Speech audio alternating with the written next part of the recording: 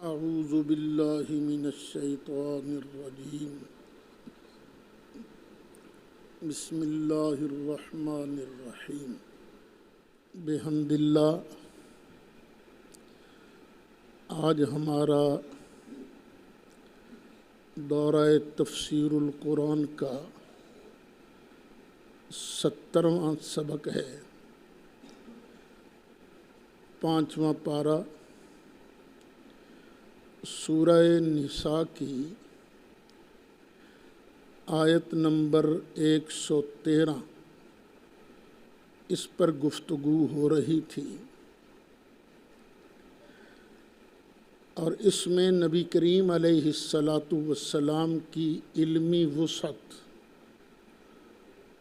یہ بیان کیا گیا ہے۔ اس کی مزید تفصیل کرنے سے پہلے چند ضروری باتیں جو ہیں وہ سمجھ لیں۔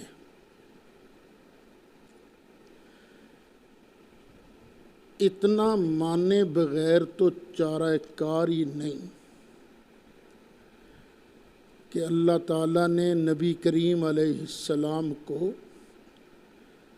غیب کا علم عطا فرمایا ہے۔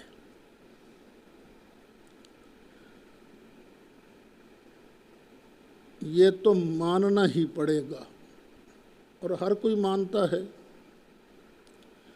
ہاں، کچھ لوگ ہیں وہ لفظ علم استعمال نہیں کرتے، اطلاع علی الغیب، خبر غیب، اس طرح کے الفاظ استعمال کرتے ہیں۔ مطلب ہمارے نزدیک دونوں کا ایک ہے کہ اتنا ماننا ضروری ہے۔ جو بندہ یہ بھی نہ مانے وہ پھر مسلمان نہیں رہ سکتا۔ اور میں نے شروع میں بیان کیا تھا کہ دیوبند میں ایک صاحب مفتی رہے ہیں،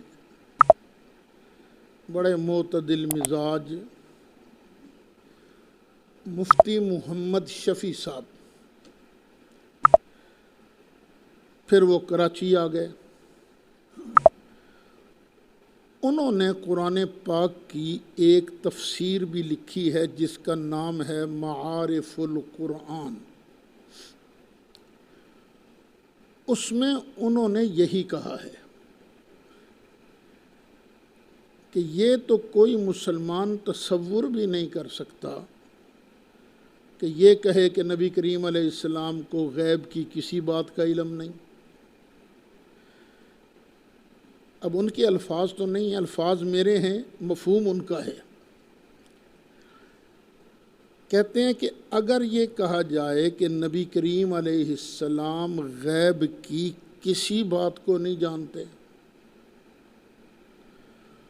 تو یہ نام غیب کا لے کر نشانہ نبوت کو بنایا جا رہا ہے۔ اس کا مطلب یہ ہوا جبریل غیب ہے، نبی کریم علیہ السلام اس کو بھی نہیں جانتے۔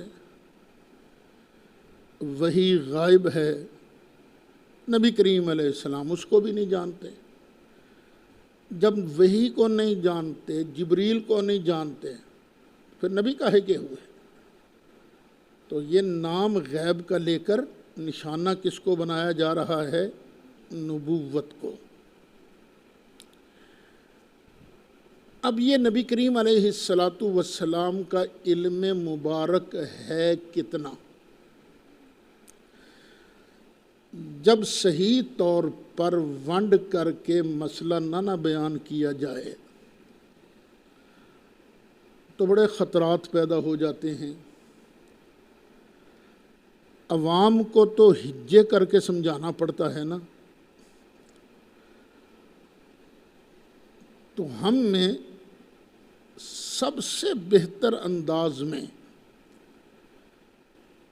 اس مسئلے کو جس ذات نے بیان کیا ہے اس کا نام ہے اعلیٰ حضرت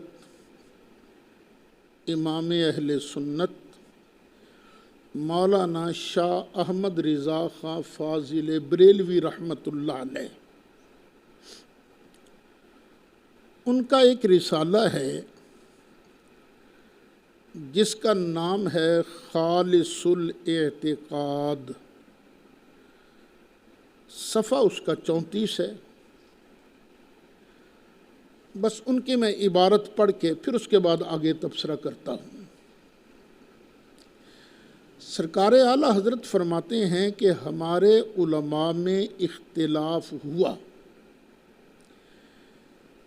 کہ بے شمار غیب جو مولا عز و جل نے اپنے محبوب اعظم صلی اللہ علیہ وسلم کو عطا فرمائے، آیا وہ روز اول سے یوم آخرت تک تمام کائنات کو شامل ہے؟ یعنی پہلے دن سے لے کر قیامت کے دن تک سب کچھ کو شامل ہے، جیسا کہ عموم آیات و احادیث کا مفاد ہے، یا ان میں تخصیص ہے؟ بہت اہل ظاہر جانب خصوص گئے، یعنی جو جانب تخصیص گئے وہ بھی اہل سنت ہیں، اہل سنت سے خارج نہیں ہیں۔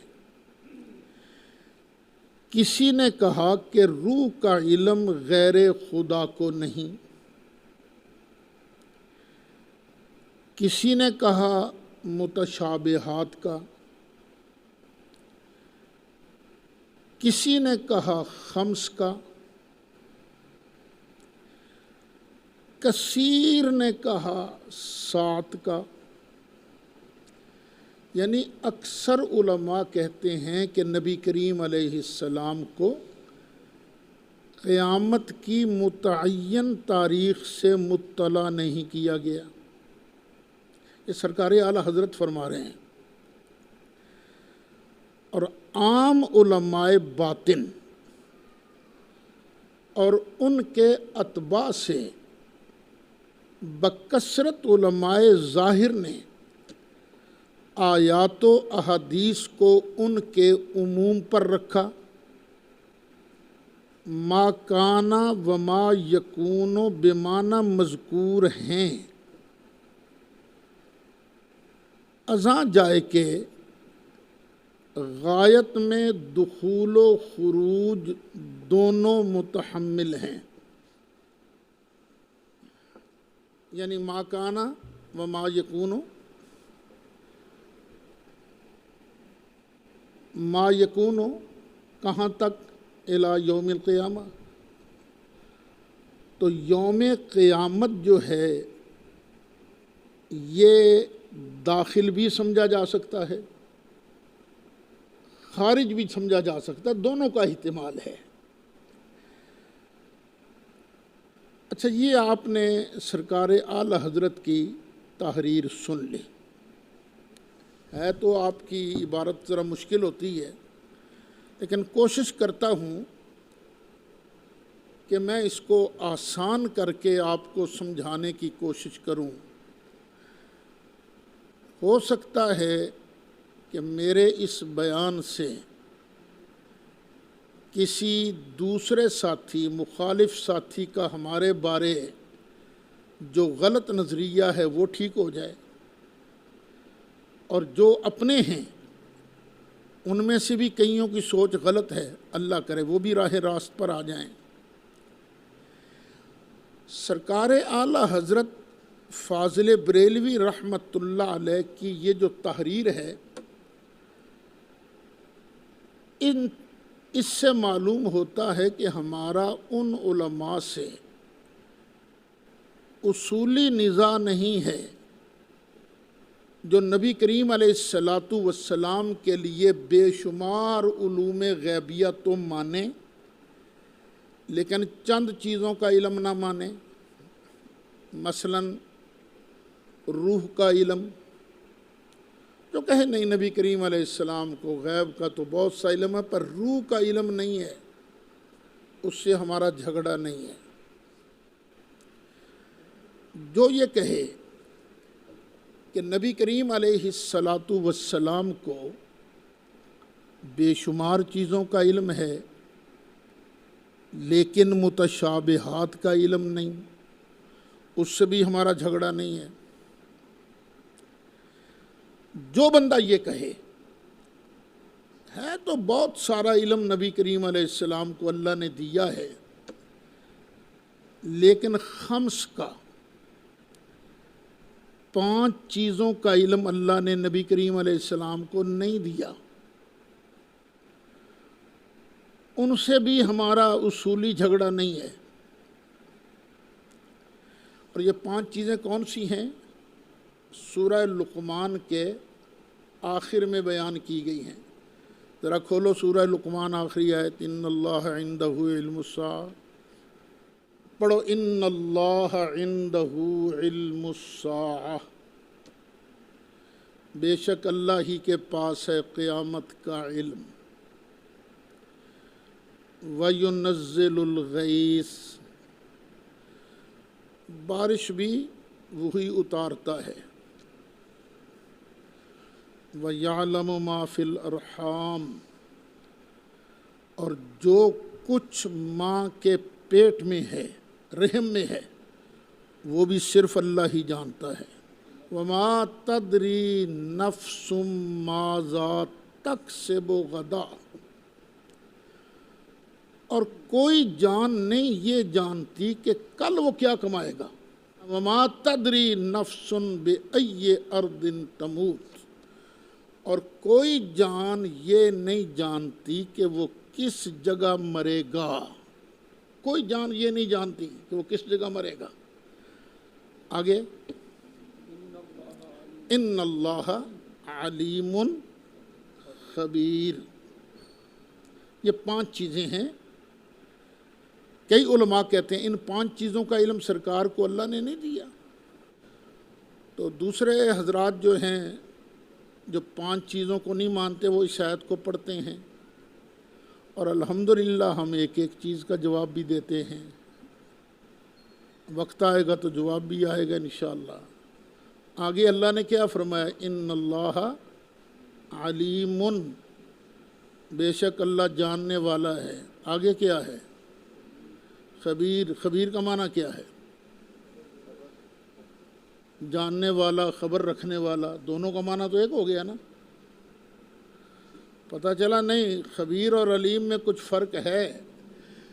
تفسیرات احمدیہ کے اندر لکھا ہے خبیر بمعنی مخبر، کہ جاننے والا اللہ ہی ہے لیکن اللہ جس کو چاہے پھر آگے خبر بھی دے دیتا ہے۔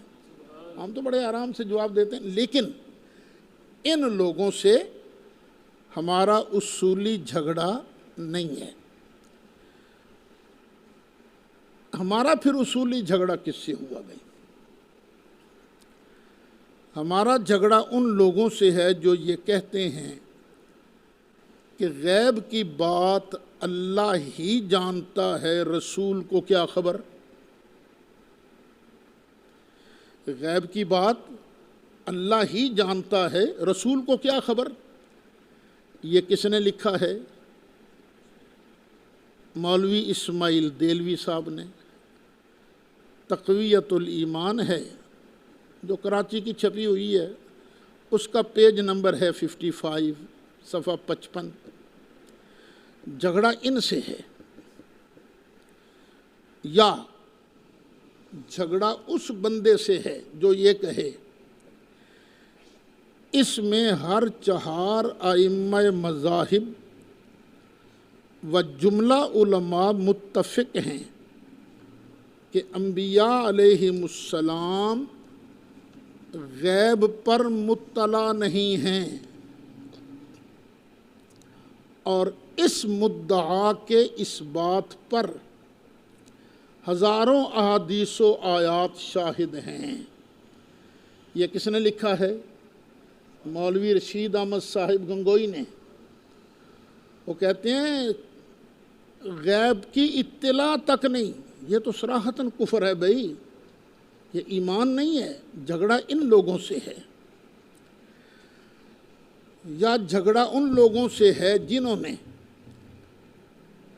حضرت شاہ عبد الحق محدث دہلوی کا نام لے کر عقیدہ گھڑا کہ شیخ عبد الحق محدث روایت کرتے ہیں کہ دیوار کے پیچھے کا بھی علم نہیں ہے۔ جھگڑا ان لوگوں سے ہے۔ یہ کہاں ہے؟ براہین قاطعہ صفحہ 151۔ گنگوئی صاحب والی بات کہاں ہے؟ ان کا ایک رسالہ ہے مسئلہ در علم غیب رسول صلی اللہ علیہ وسلم، اس کے اندر انہوں نے صراحتاً کی شروع کے اندر ہی تو جھگڑا ان سے ہے۔ پھر ان سے جھگڑا ہے ہمارا جو یہ کہیں جو کچھ کہ اللہ تعالیٰ اپنے بندوں سے معاملہ کرے گا، خواہ دنیا میں، خواہ قبر میں، خواہ آخرت میں، تو سو اس کی حقیقت کسی کو معلوم نہیں۔ اللہ کے علاوہ اس کی حقیقت کسی کو معلوم نہیں کہ اللہ بندے کے ساتھ کل کیا کرے گا۔ نہ نبی کو، نہ ولی کو، نہ اپنا حال، نہ دوسرے کا حال۔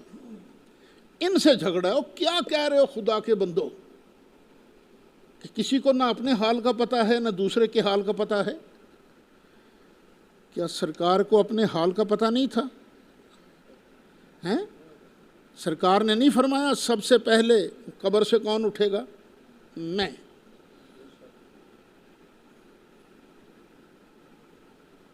سب سے پہلے شفاعت کا دروازہ میں کھولوں گا، سب سے پہلے جنت کا دروازہ میں کھٹکھٹاؤں گا۔ یعنی دلائل تو اپنی جگہ آئیں گے نا، لیکن جھگڑا ان لوگوں کے ساتھ ہے، یا پھر جھگڑا ان لوگوں کے ساتھ ہے جو یہ کہتے ہیں کہ خود فخر عالم فرماتے ہیں واللہ ما ادری ما یفعل بی ولا بکم، اللہ کی قسم ہے میں نہیں جانتا جو میرے ساتھ کیا جائے گا اور تمہارے ساتھ کیا جائے گا، میں نہیں جانتا۔ ایک آیت ہے، اس کا ترجمہ کر کے نا عقیدہ بنا لیا کہ نبی کریم علیہ السلام بالکل نہیں جانتے۔ خود سرکار نے فرمایا کہ تمہارے ساتھ کیا کیا جائے گا، میرے ساتھ کیا کیا جائے گا۔ اب یہ کتنی غلط بات ہے، اور لکھی کہاں ہے؟ براہین قاطعہ صفحہ 51 کے اندر۔ اب اگر کسی شیعہ کے ساتھ مناظرہ ہو جائے ابو بکر صدیق کے جنتی ہونے پر، ہم کہیں کہ جنتی ہیں ابو بکر صدیق، عمر فاروق جنتی ہیں، عثمان غنی جنتی ہیں، علی مرتضیٰ عشرہ مبشرہ سارے جنتی ہیں، تو آگے سے کوئی کہے اوے قرآن تو کہتا ہے واللہ لا ما ادری ما یفعل بی ولا بکم، اللہ کی قسم ہے مجھے نہیں پتا میرے ساتھ کیا کیا جائے گا، تمہارے ساتھ کیا کیا جائے گا۔ جس نبی کو اپنا پتہ نہیں وہ ابو بکر کو جنت کی بشارت کیسے دے سکتا ہے؟ دیکھو نا یہ اعتراض کہاں کہاں پر گیا۔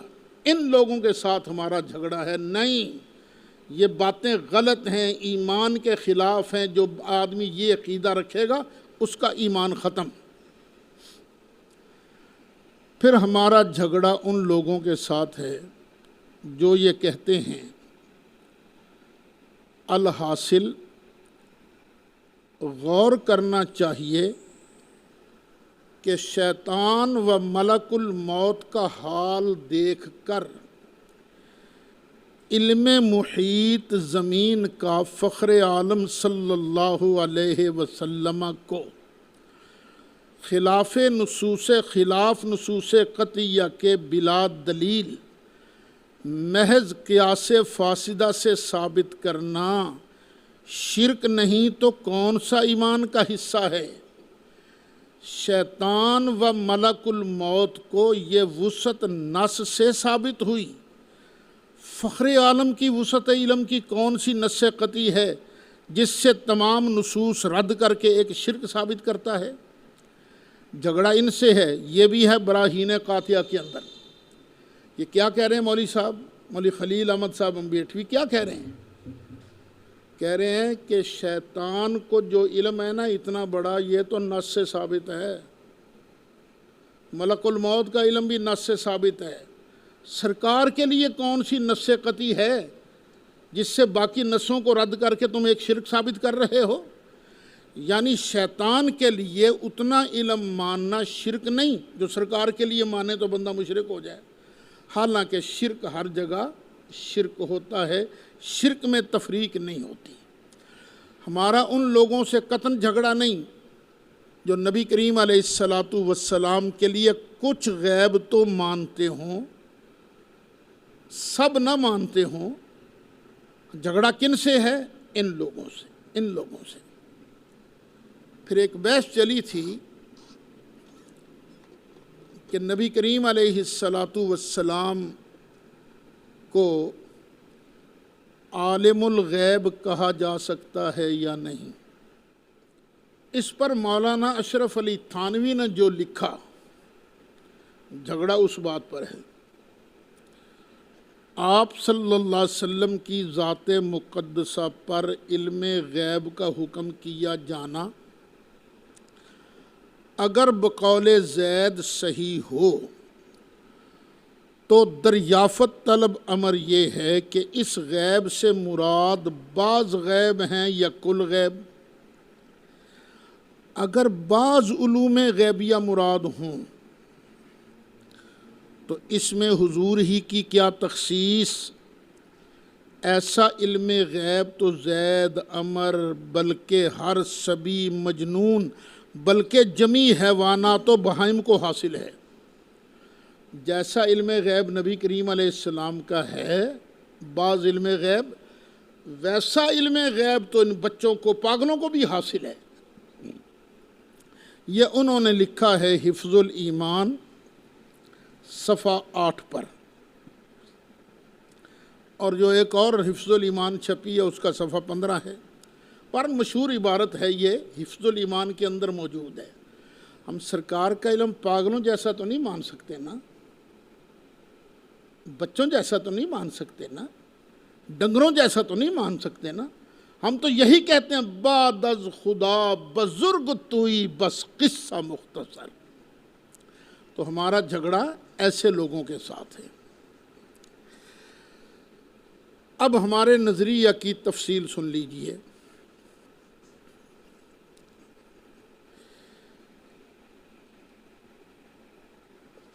ہمارا ایک موڈ ہے، معمول ہے ہمارا،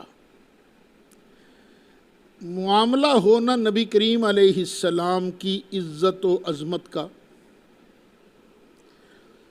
اس میں دو پہلو موجود ہوں، ایک ہاں والا، ایک نہ والا۔ سرکار کی عزت و عظمت کا مسئلہ ہو تو ہم جو ہاں والا پہلو ہے نا وہ لیں گے کہ سرکار کے اندر یہ شان ہے، نہ والا پہلو مراد نہیں، بشرطے کہ ہاں والا پہلو مراد لے کر کسی نص قطعی کا انکار لازم نہ آئے، وگرنہ ہماری جو شان والا پہلو ہے نا ہم وہ مراد لیتے ہیں۔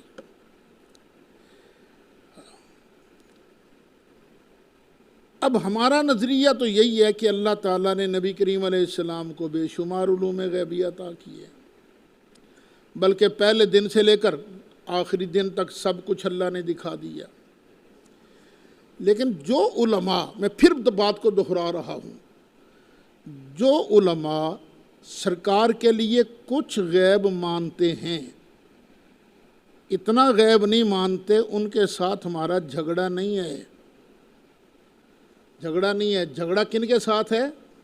ان لوگوں کے ساتھ جو ہم نے پہلے بیان کیا ہے۔ ہاں، ہم اللہ تعالیٰ کے فضل و کرم سے ڈنکے کی چوٹ یہ ثابت کر سکتے ہیں کہ اللہ تعالیٰ نے نبی کریم علیہ السلام کو پیدا کیا، پھر دھیرے دھیرے، اچھا یکدم علم کے ہم قائل نہیں ہیں، ایک ہوتا نا یکدم علم دے دیا، وہ نہیں، ہم تدریج کے قائل ہیں، دھیرے دھیرے، ہولے ہولے، آہستہ آہستہ قرآن نازل ہوتا گیا، تو آیتن آیتن، نجمن نجمن، سرکار کے علم مبارک میں اضافہ ہوتا گیا، اور جب قرآن کی آخری آیت مبارکہ نازل ہو گئی تو اللہ نے نبی کریم علیہ السلام کے لیے یہ ما کانا و ما یکونوں کا علم مکمل کر دیا۔ اس بات کو ذہن میں رکھنا ہے، ہم سرکار کے ما یکون علم کے کب کے قائل ہیں؟ جب قرآن کی آخری آیت نازل ہوئی۔ جب تک قرآن کی آخری آیت نازل نہیں ہوئی ہم ما کانا ما یکونوں کے علم کا دعویٰ نہیں کرتے۔ مناظرہ میں آپ کے سامنے بندہ پیش کرے گا، حدیثیں پیش کرے گا، پتہ چلا سرکار کو پتہ نہیں تھا، اس کا بھی جواب ہم دے لیتے ہیں۔ مثلا وہ کہیں گے حضرت عائشہ کا ہار گم ہو گیا تھا، نبی پاک کو پتہ نہیں چلا۔ اچھا بھئی، یہ ہار جو گم ہوا تھا قرآن کے مکمل ہونے سے پہلے کے بعد میں؟ پہلے تو ہمارا دعویٰ ہی نہیں ہر چیز کا۔ اور جی حضرت عائشہ پر الزام لگا تھا، تہمت لگی تھی، سرکار کو پتہ نہیں چلا؟ اور پتہ تھا سرکار کو۔ بخاری شریف کے اندر جہاں یہ لفظ موجود ہے نا، حدیث موجود ہے، وہاں یہ بھی موجود ہے، نبی کریم علیہ السلام نے ممبر پر وحی کے نازل ہونے سے پہلے ممبر پر چڑھ کے فرمایا تھا، فواللہ ما علمت علی اہلی الا خیرا، مجھے اللہ کی قسم ہے میں جانتا ہوں کہ میری بیوی پاک ہے، صاف ہے۔ لیکن چلو بھئی، تمہارا اعتراض تو تب بنے نا جب یہ واقعہ قرآن کے نزول کے بعد ہوا۔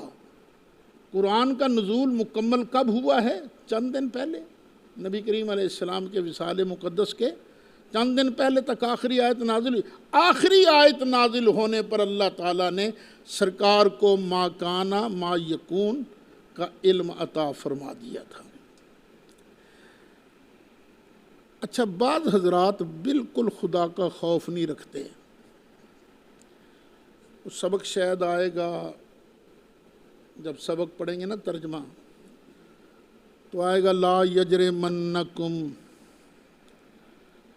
شنآن قوم علی الا تعدلوا اعدلوا هو اقرب للتقوی، کسی قوم کی دشمنی تمہیں عدل نہ کرنے پر مجبور نہ کرے، نہ عدل کرنا ہے، یہی تقوی کے زیادہ قریب ہے۔ تقریر کرتے کرتے یہاں تک کہہ دیتے ہیں کہ یہ بریلوی حضرات نبی کریم علیہ السلام کے لیے ہر وقت ہر چیز کا علم مانتے ہیں۔ استغفر اللہ العظیم، استغفر اللہ العظیم، ہم ہر وقت ہر چیز کا علم نبی کریم علیہ السلام کے لیے نہیں مانتے۔ ہم کب سے مانتے ہیں؟ جب اللہ نے عطا کیا۔ اللہ کی عطا سے پہلے ہم نبی کریم علیہ السلام کے لیے کسی چیز کا علم نہیں مانتے، یہ ہم پہلے بھی بیان کر چکے ہیں۔ اب ذرا ہمارے دلائل جو ہیں نا ما کانا و ما یکونوں پر، یہ سماعت فرماتے جائیے۔ آیت کریمہ کا ترجمہ تو کل میں نے کر دیا تھا، وَأَنزَلَ اللَّهُ عَلَيْكَ الْكِتَابَ وَالْحِكْمَةَ وَعَلَّمَكَ مَا لَمْ تَكُنْ تَعْلَمُ۔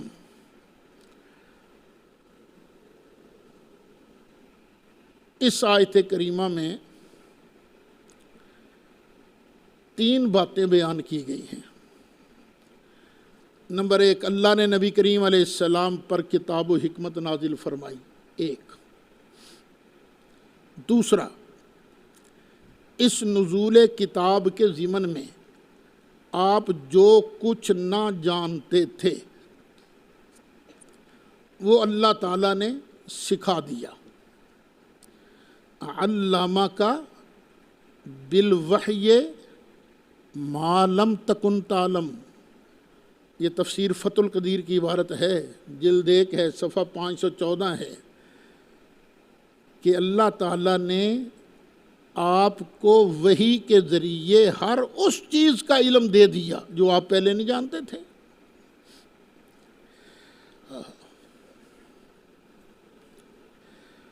اب قرآن مجید کے اندر کتنا علم ہے یہ بھی کل بحث ہو چکی تھی۔ کتنا علم ہے؟ سب کچھ۔ قرآن کے اندر سب کچھ کا علم ہے۔ یہ میرے ہاتھ میں کیا ہے؟ چھڑی، اور میں یوں چھڑی کر کے آپ سے پوچھ رہا ہوں، اس کا ذکر بھی قرآن کے اندر ہے۔ کیوں؟ قرآن کہتا ہے تبیان لکل شیء وَنَزَّلْنَا عَلَيْكَ الْكِتَابَ تِبْيَانًا لِكُلِّ شَيْءٍ۔ چلو 14واں پارہ نکالو، سورہ نحل آیت نمبر 99 مل گئی آیت؟ وَنَزَّلْنَا عَلَيْكَ الْكِتَابَ تِبْيَانًا لِكُلِّ شَيْءٍ، اور اتاری ہم نے تجھ پر کتاب کھلا بیان ہر چیز کا۔ یہ اللہ فرماتا ہے یہ قرآن جو ہے یہ کھلا بیان ہے ہر چیز کا۔ ہر چیز کہاں ہے؟ قرآن میں۔ اور قرآن کہاں ہے؟ نبی پاک کے سینے میں۔ سب کچھ قرآن میں اور قرآن نبی پاک کے سینے کے اندر۔ تو پھر نبی کریم علیہ السلام کو اللہ نے قرآن کی تعلیم کے ضمن میں ہر چیز کا علم عطا فرمایا تھا۔ اور یہ صرف میں ہی نہیں کہتا، مشہور صحابی رسول حضرت سیدنا عبداللہ بن مسعود رضی اللہ عنہ کا بھی یہی دعویٰ تھا کہ قرآن حکیم میں ہر علم اور ہر چیز کو بیان فرما دیا گیا ہے۔ پھر آپ نے بطور دلیل یہی آیت کریمہ تلاوت کی تھی، یہی آیت کریمہ۔ یہ بات لکھی کہاں ہے؟ تفسیر ابن جریر جلد 1 صفحہ 108۔ ایک اور بڑے مشہور بزرگ گزرے ہیں بغداد کے، علامہ سید محمود آلوسی بغدادی رحمۃ اللہ علیہ۔ اچھا، یہ علماء دیوبند ان پر بڑا اعتماد کرتے ہیں۔ ان کی بڑی شاندار تفسیر ہے، تفسیر روح المعانی۔ انہوں نے جو اس کی تفسیر میں لکھا ہے نا وہ بھی سن لیجئے، ترجمہ میں آپ کو سنا دیتا ہوں۔ فرماتے ہیں بعض مفسرین اسی طرف گئے ہیں جس کا تقاضا ظاہر آیت نے کیا ہے۔ یہ حضرات نہ تو یہاں تخصیص کے قائل ہیں اور نہ ہی اس بات کے کہ لفظ کل یہاں اکثر کے معنی میں ہے۔ یہ فرماتے ہیں کہ دین و دنیا کی کوئی چیز ایسی نہیں جس کا استخراج قرآن حکیم سے ممکن نہ ہو۔ اس میں ہر چیز کو کھول کھول کر بیان کیا گیا ہے اور لوگوں کا فہم میں مختلف مراتب کا حامل ہونے کا بھی اعتبار کیا جاتا ہے۔ اس عبارت کا مطلب کیا ہے؟ میں بیان کر رہا ہوں، آپ یہ سن رہے ہیں، لیکن کیا سب کو ایک جیسی سمجھ آ رہی ہے؟ کسی کو کچھ زیادہ، کسی کو اس سے زیادہ، کسی کو اس سے زیادہ، اور کسی کو بالکل نہیں۔ فہم کا بھی اعتبار کیا جاتا، لیکن کتاب بڑی شاندار ہے، کتاب میں بہت کچھ ہے۔ بسا اوقات ایک چیز ایک قوم کے لیے بلیغ بیان ہوتی ہے، لیکن وہی چیز دوسروں کے ہاں یہ مرتبہ نہیں رکھتی۔ اس قول کی تائید، یعنی کون سا قول؟ کہ آیت اپنے ظاہر پر ہے۔ اس قول کی تائید اس بات سے بھی ہوتی ہے کہ شیخ اکبر قدس سرہ اور چند دیگر حضرات نے قرآن حکیم سے بے شمار پیش آنے والے واقعات کا استخراج فرمایا ہے۔ علامہ آلوسی فرماتے ہیں میں نے خود حروف پر مشتمل ایک جدول دیکھی ہے۔ جدول جانتے ہو؟ چارٹ سا نہیں بنا تو بدلا ہوتا، چارٹ سا، اس میں حروف لکھے ہوئے ہیں تمہارے. یار یہ فیس بک پر کیا ہے، یہ وہ موبائل پر جب تم کس کا نام لکھتے ہو تو کیا آ جاتا ہے نیچے؟ الفابیٹ نہیں آ جاتے؟ آتے ٹائپ. ہاں تو یہ ترتیب سے دینا پڑتا ہے نا. یہ ہے جدول. اچھا جدول ہے چھوٹی سی یہ، لیکن پوری دنیا کے اربوں نمبر اسی سے آپ نکال سکتے ہو، ہے کہ نہیں؟ تمہارے موبائلوں کے اندر کتنے کتنے نمبر سیو ہوں گے، اور نمبر تو وہی ہے نا، انگلش کے وہ 26 حروف ہی ہیں نا، اور کیا ہیں یہ حروف اتنے ہی ہیں، لیکن اس سے کتنے نمبر معلوم کر سکتے ہو، کتنے لوگوں سے بات معلوم کر سکتے ہو. تو وہ فرماتے ہیں شیخ اکبر، یہ حضرت علامہ محمود آلوسی، کہ میں نے ایک جدول دیکھی ہے جو کہ حضرت شیخ کی طرف منسوب ہے.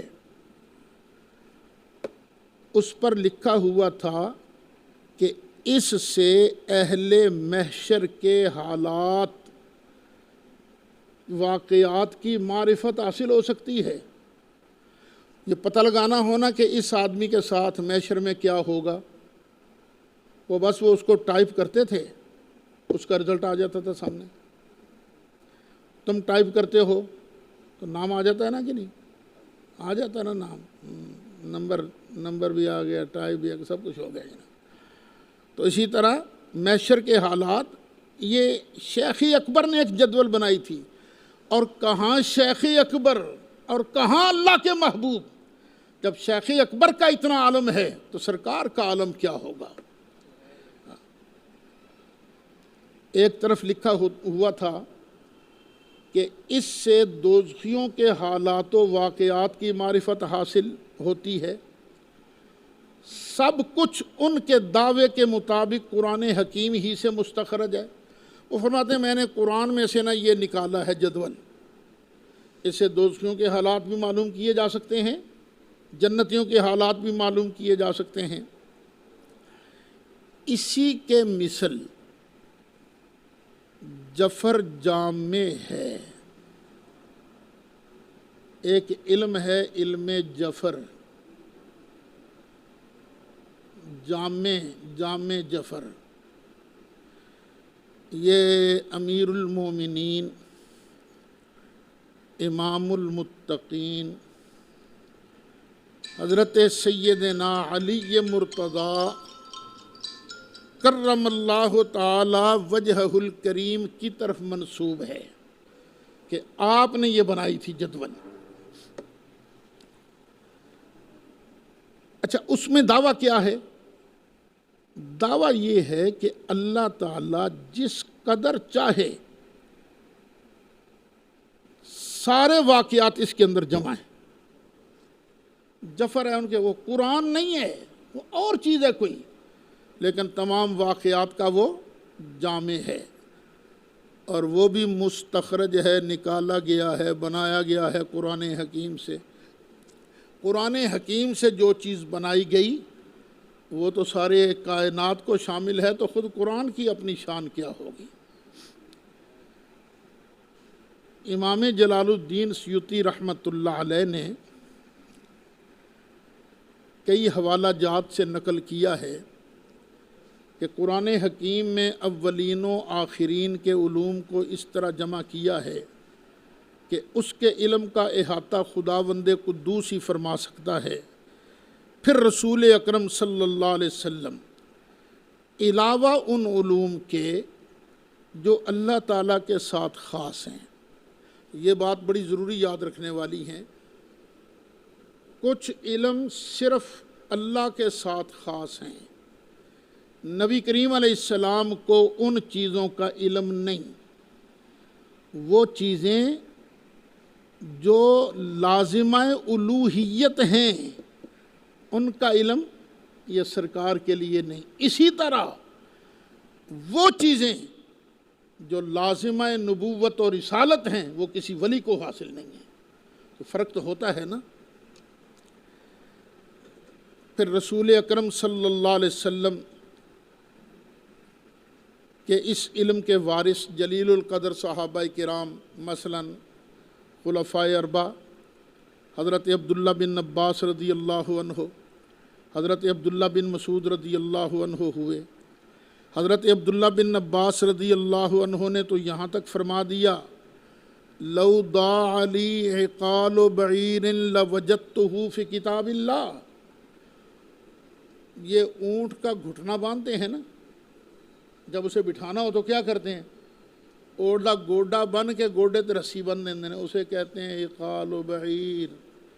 فرمایا اگر میرے وہ اونٹ کا گوڈا باندھنے والی رسی گم ہو جائے تو میں باہر تلاش نہیں کرنے جاؤں گا، میں قرآن کھولوں گا، مجھے قرآن بتا دے گا میری رسی کدھر موجود ہے۔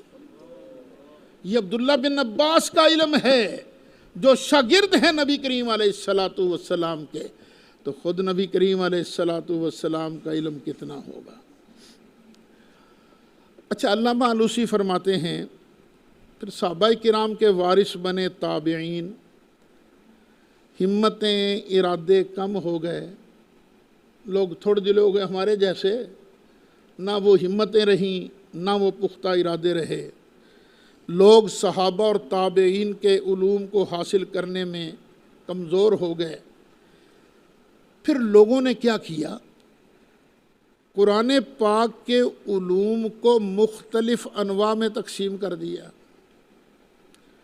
یہ ہے قرآن پاک کی صرف، کوئی قرآن پاک کی صرف میں مشغول ہو گیا، کوئی قرآن پاک کی ترکیب نحوی میں مشغول ہو گیا، کوئی قرآن پاک کی بلاغت اس میں مشغول ہو گیا، کوئی قرآن پاک میں فقہی مسائل کیا ہے کوئی ان میں مشغول ہو گیا۔ یہ لوگوں نے اپنے اپنے ذوق کے مطابق، وہ اپنے ذوق کے مطابق ان علوم کے حصول میں مشغول ہو گئے۔ اچھا، پھر علامہ آلوسی فرماتے ہیں یہ بھی کہا گیا ہے کہ ہر زمانے میں ایک ہستی ایسی ہوتی ہے جو ان تمام علوم کی عارف ہوتی ہے، اور وہی نبی کریم علیہ السلام کا وارث ہوتا ہے۔ جتنے علم ہے نا، یہ ایک نہ ایک ہستی آج بھی ہے، مجھے تو پتہ نہیں وہ کون سی ہستی ہے، اور اسی ہستی کو نبی کریم علیہ السلام کا سچا نائب کہا جاتا ہے۔ اسے ہی غوث کہتے ہیں اور اسے ہی قطب الاقطاب کہتے ہیں، اور نبی کریم علیہ السلام کا مظہر اتم کہتے ہیں، اور یہی اسم اعظم کا مظہر ہوتا ہے۔ بات اگرچہ لمبی تھی علامہ محمود آلوسی کی، اگرچہ آپ کو خشک بھی لگی ہوگی، کیونکہ پہلے تو ہے نا بڑا بنا سنوار کے وہ بات کو بیان کرتا ہوں، یہ تو ترجمہ میں نے کرنا تھا، ترجمہ کر دیا، لیکن اگر آپ جب اس کو دوبارہ سنو گے نا غور سے، تو آپ کو پھر اندازہ ہوگا کہ علامہ سید محمود آلوسی کتنے بڑے علامہ تھے، کتنے بڑے عالم تھے۔ اب سوچنے کی بات یہ ہے، علامہ آلوسی یہ سب کچھ مان رہے ہیں، اور ماننے کے بعد بھی وہ اگر مشرک نہیں بنتے، ہم کیسے مشرک بن گئے بھائی؟ فتویٰ جو ہے سانجا لگتا ہے، اگر ہم مومن وہ مومن، اگر وہ مشرک ہم مشرک، اگر وہ ایمان والے تو ہم بھی ایمان والے ہیں۔ ہاں، یہ امام جلال الدین سیوطی رحمۃ اللہ علیہ نے یہ علم تفسیر میں نا ایک کتاب لکھی ہے جس کا نام ہے الاتقان۔ ابھی پڑھی تو نہیں نا آپ نے شاید، شاہ جی؟ الاتقان یہ علوم تفسیر میں ہے، فی علوم القرآن۔ اس میں حضرت سیدنا عبداللہ بن عباس رضی اللہ تعالی عنہ آپ نے کہا ہے کہ بے شک قرآن ذو شجون ہے۔ ذو کہتے ہیں والا، شجون وادی کا ایک رستہ، شجنن کا معنی وادی کا ایک رستہ، اور شجون کئی رستے، کہ قرآن کی طرف آنے کے کئی رستے ہیں، اور ذو علوم، اور یہ قرآن ایک علم والا نہیں ہے، کئی علم ہیں اس کے اندر، اور ظاہروں اور باطنوں کا جمع کرنے والا ہے۔ اس کے عجائب ختم ہونے میں نہیں آئیں گے۔ کوئی بندہ جتنا مرضی محنتی بن جائے، قرآن پڑھتا رہے، ہر مرتبہ قرآن اس کو نئی چیز دکھائے گا۔ ہیں یہ کہاں چھپی رہی چیز بھئی، اور یہ کہاں چھپی رہی؟ قرآن اس کو عجائب دکھائے گا، اس کی غایت تک پہنچ نہ ہوگی۔ کوئی بندہ اس کی غایت تک نہیں پہنچ سکتا سوائے نبی کریم علیہ السلام کے، وہ بھی اللہ کی عطا سے۔ آگے فرماتے ہیں بعض علماء نے یہ بھی کہا ہے قرآن کی ہر آیت کے 60,000 فہم ہیں۔ ایک آیت کے کتنے فہم ہیں؟ 60,000 فہم ہیں۔ تفسیر اتقان جلد 2 صفحہ 587۔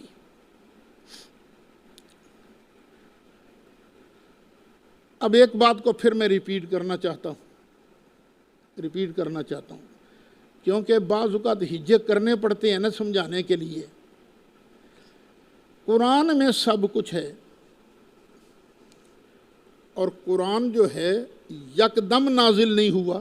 5 آیتیں پہلے نازل ہوئی، اقرأ باسم ربک الذی خلق، 5 آیتیں پہلے نازل ہوئی، اور اس میں جتنے علوم تھے اللہ نے سارے مصطفیٰ کو سکھا دیے۔ پھر جب آیتیں نازل ہوتی گئیں، سرکار کا علم بڑھتا گیا،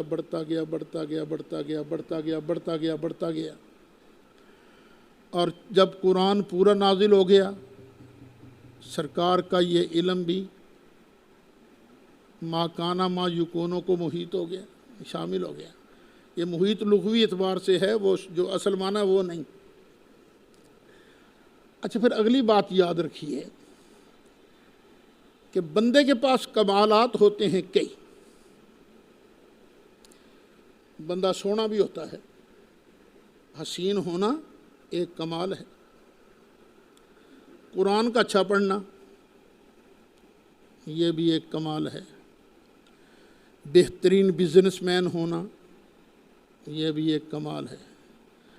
لیکن سارے کمالات سے بڑا کمال کون سا ہے؟ سب سے بڑا کمال وہ ہے جس کی وجہ سے فرشتوں کو اللہ نے کہا تھا چلو کرو سجدہ، حضرت آدم کو کرو سجدہ۔ وہ کمال کون سا ہے؟ علم والا۔ وہ کون سا کمال ہے؟ علم والا۔ چونکہ علمی کمال باقی تمام کمالات پر فوقیت رکھتا ہے، اسی لیے اب قرآن کو پھر پڑھیے۔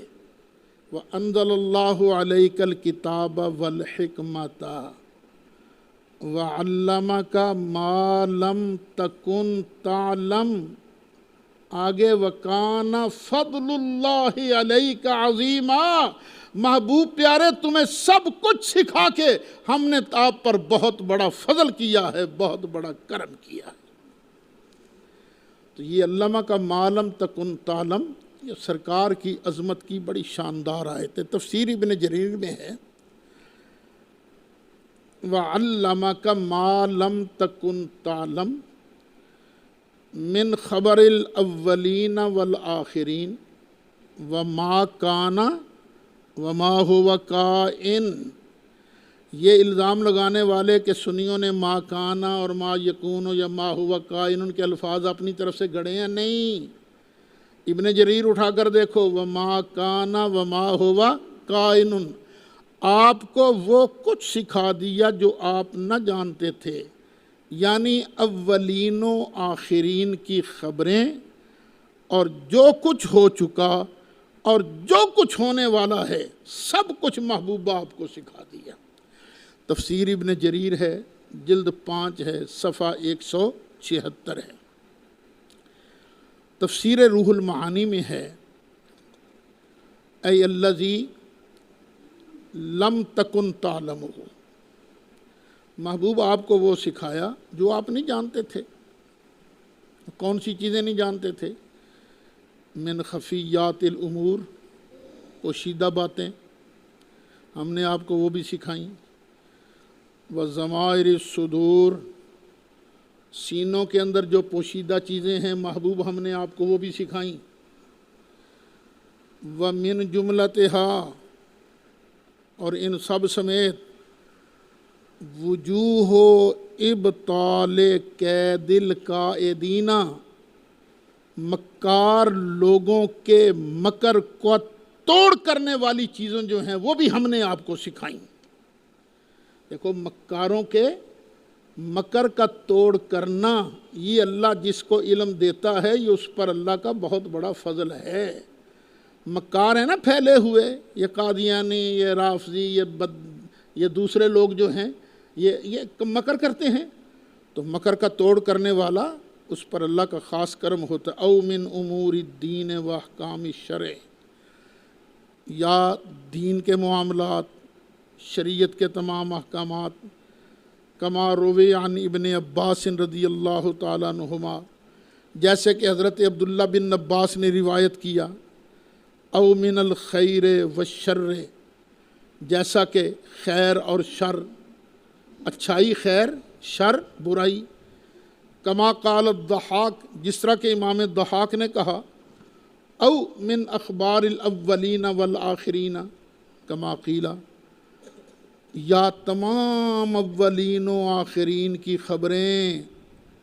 ہم بھی تو اولین و آخرین میں ہیں نا، ہمارے بھی کچھ خبریں ہیں نا، 67 سال کی تو میری خبریں ہیں نا، پتہ نہیں کیا کیا خبریں ہیں، مجھے خود نہیں یاد، لیکن اللہ نے محبوب کو ساری خبریں سنائی ہیں۔ کما قیل، جیسا کہ کہا گیا، او من جمیع ما ذکرا، یا جو کچھ بھی پیچھے بیان کیا ہے نا، خواہ عبداللہ بن عباس نے بیان کیا ہو، خواہ ضحاک نے بیان کیا ہو، سب کچھ محبوب آپ کو ہم نے سکھا دیا ہے۔ وَعَلَّمَكَ مَا لَمْ تَكُنْ تَعْلَمْ۔ کافی ہو گیا میرا، چلو باقی کل بحث کریں گے۔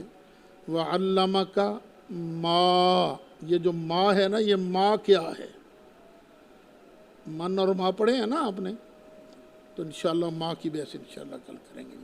مولاي صل وسلم دائما ابدا على حبيبك خير الخلق كلهم۔